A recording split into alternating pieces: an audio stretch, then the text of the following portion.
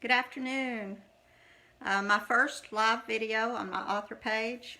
Our publisher is encouraging us to do this and share parts of our book because it is a Christian publisher, thank God, and they are helping us get the message out. So I just want to share a little piece of that with you.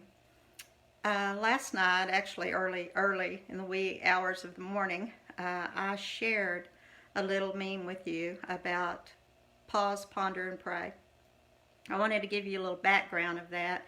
About 10 years ago, I did a workshop for my church on the power of our words because it had occurred to me, or actually God had shown me, that we have the power in Scripture to either bring life or bring death by our words. We can hurt someone very seriously, or we can hurt ourselves, and that was the point in the little picture that I sent you.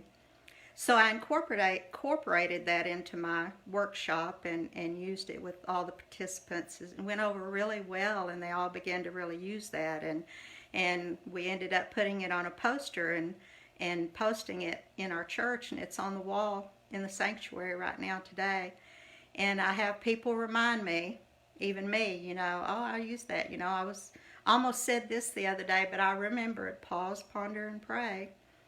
So I just wanted to get on here and share that with you. I have come so close many times to ruining relationships just by being offended suddenly. You know how those human emotions will just come over us, and we're just instantly offended. And what do they mean by that? And we begin to analyze it and sometimes even get angry.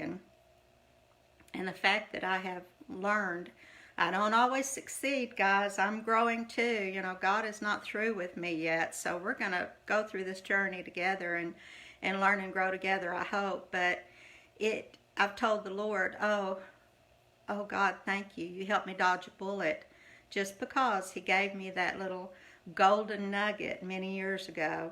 Shirley, stop. Think about it. Pray about it.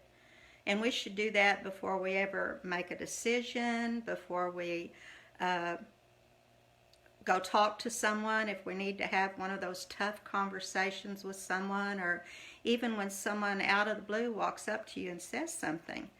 Because remember, we're all susceptible to being influenced by outside forces.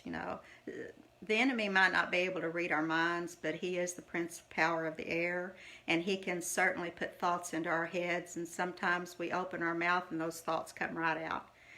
And have you ever walked up to someone that you were a little offended by and said, well, no, you said so-and-so the other day, and I just want to know what you mean by that? And they say, I didn't say that.